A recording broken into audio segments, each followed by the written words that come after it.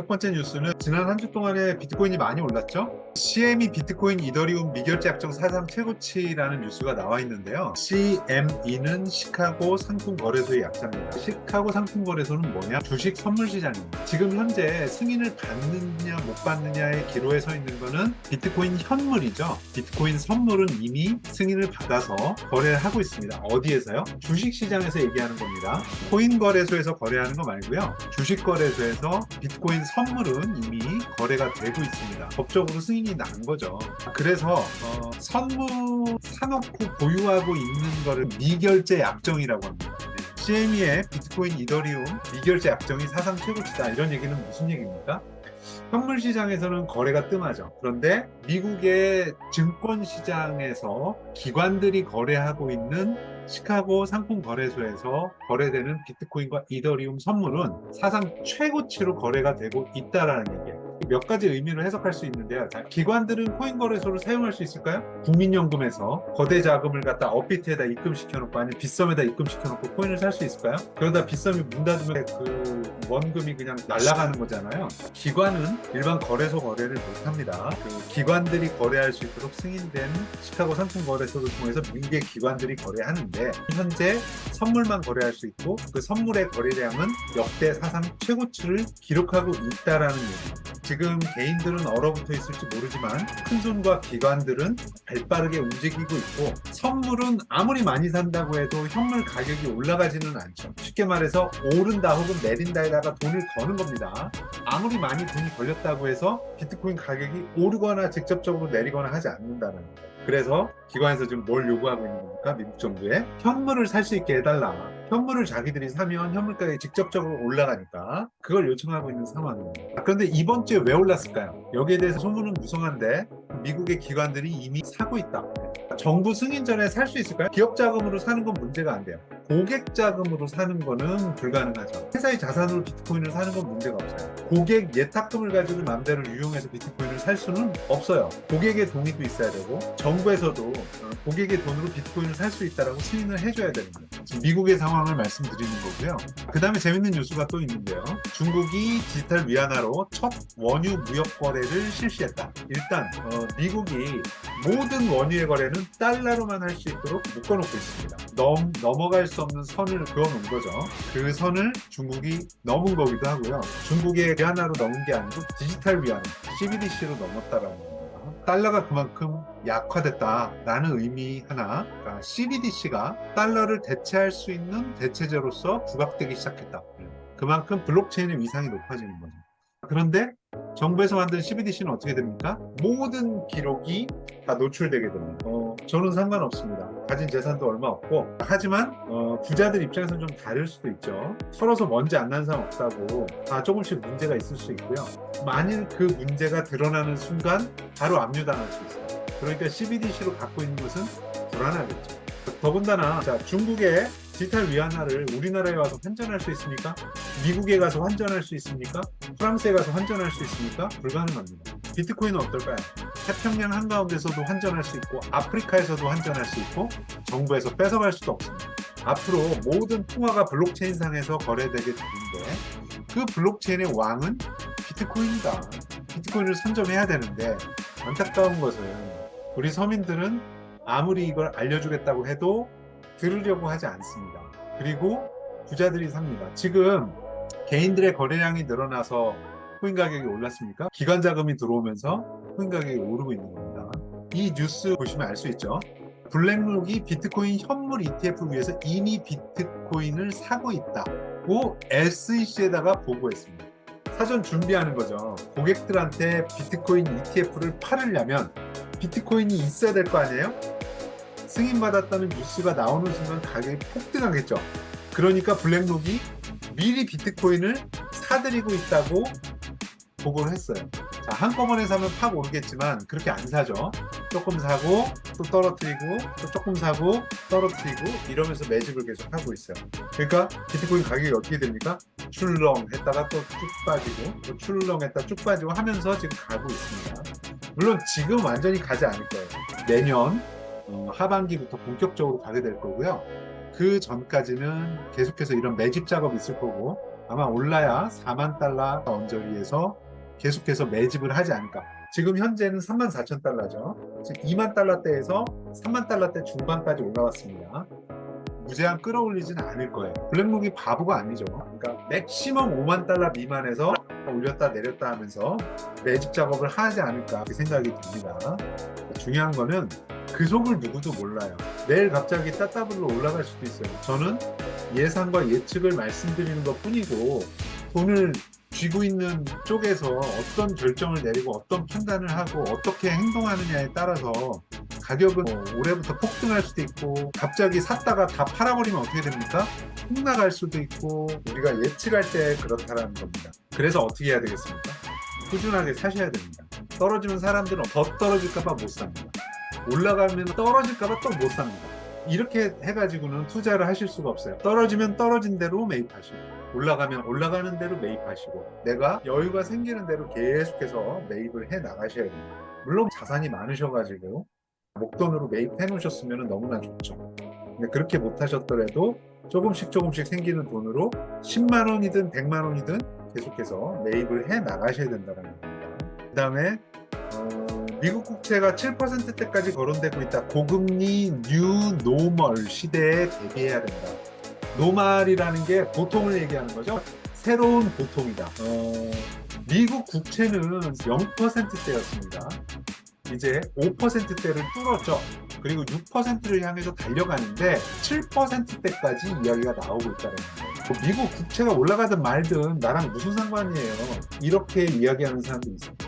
전 세계에서 가장 안전한 게 미국 국채입니다. 근데 미국 정부가 돈을 꿔가는 이자가 7%다. 그러면 힘없는 우리가 꿔가는 이자는 그거보다 비싸질 수 있습니다. 돈 꿔주는 사람 입장에서 저한테 꿔주면 이자를 5% 받고 미국 정부한테 꿔주면 이자를 7% 받으면 저한테 꿔주겠습니까? 미국 정부한테 꿔주겠습니까? 5% 받고 믿지도 못할 사람들한테 빌려주느니 차라리 미국 정부에다 7% 받고 빌려주자 라고 하지 않겠습니까? 아니, 저 같은 사람들은 돈을 꾸기 위해서는 7%가 아니라 8%, 9%, 10%를 주고 돈을 빌릴 수밖에 없게 된다라는 겁니다. 한국은행이 돈을 올리고 있지 않기 때문에 우리나라의 금리가 미국만큼 올라가지 않고 있는 건 사실입니다. 하지만 이거는 계속될 수 없는 거죠. 수도꼭지를 틀어놨어요.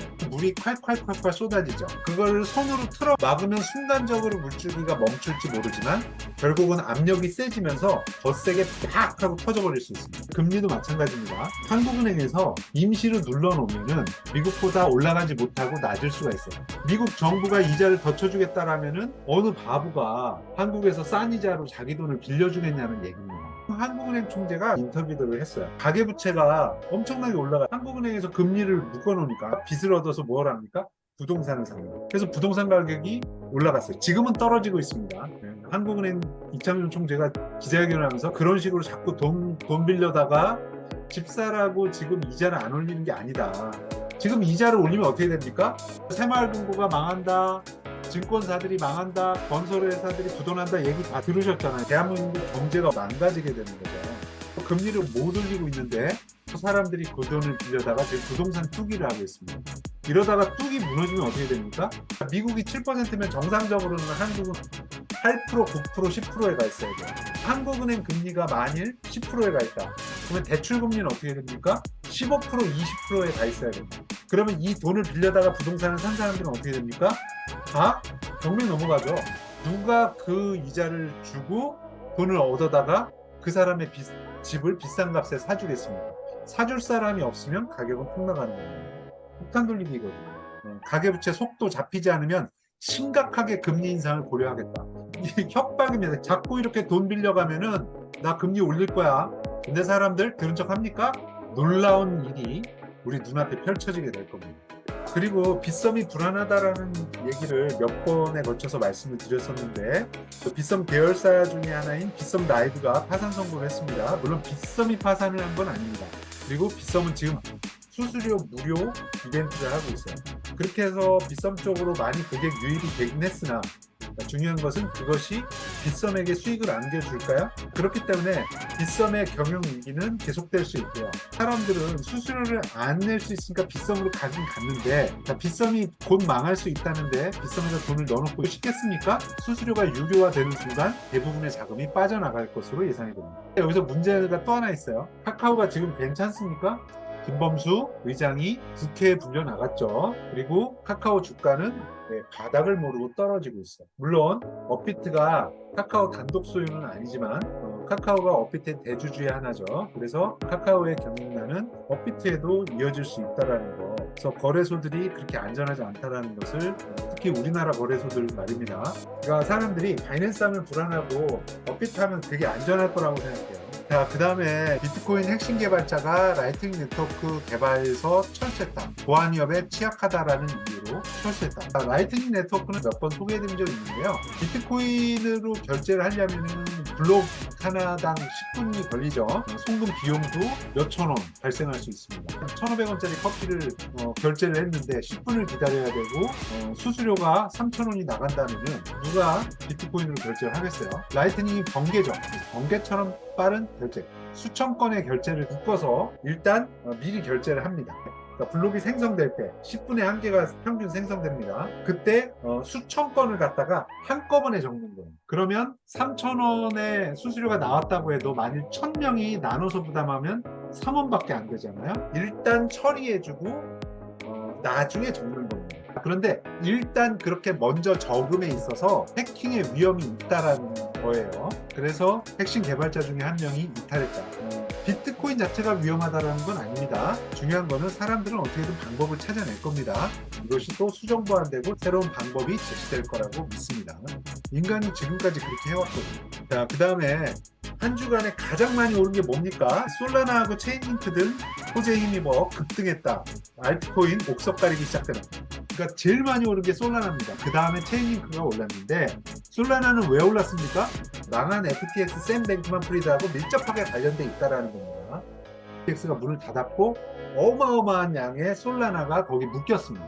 그래가지고 솔라나 가격이 폭락했죠.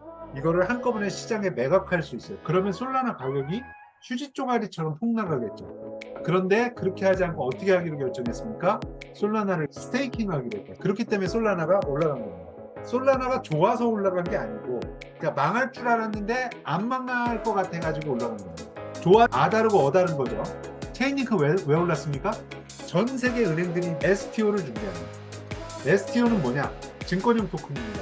지금까지 나와 있는 대부분의 암호화폐들은 직접적으로 실물 자산과 연동돼 있지 않아요. 그게 잘못된 겁니까? 아닙니다. 달러는 실물 자산인 금하고 연동돼 있습니까? 1971년 이전에 연동돼 있었습니다. 1971년 이후로는 지구상의 어떤 화폐도 실물 자산과 연동되어 있지 않습니다. 증권형 토큰 STO는 뭡니까? 실물 자산. 예를 들면 부동산, 선박, 그림, 골동품 이러한 고가의 물건들 혹은 고가의 권리들은 개인이 혼자서 사기에는 너무 비싸죠. 유조선을 가지고 있으면 돈을 많이 벌 수 있대요. 그런데 유조선을 살 수 있습니까? 자, 그래서 유조선을 쪼개서 팝니다. 100만 개, 1000만 개, 1억 개를 쪼개서 팔아요. 그러면은 유조선을 10만 원어치씩도 살 수 있게 되는 겁니다. 계약서를 어떻게 쓸 거냐가 문제가 됩니다. 계약서를 1000만 장, 1억 장을 써가지고 나눠줍니까? 그게 만일 위조가 되면 그 1억 장의 계약서의 위조 진품력을 어떻게 증명합니까? 블록체인으로 그 장부 기록을 하겠다라는 겁니다. 자, 그게 STO인데 링크라는 말이 연결하다라는 뜻이죠. 직역을 하면요. 블록체인인 가상자산과 실물자산을 연결하는 일을 하는 게 체인링크입니다. 각국 정부에서 실물자산과 블록체인과의 연동하는 STO를 미국은 이미 승인했고 우리나라도 수정 보완 작업을 하고 있고 내년 초부터는 시작할 걸로 해서 지금 은행이랑 증권사랑 STO 준비를 진행하고 있습니다. 그 작업을 누가 해야 됩니까?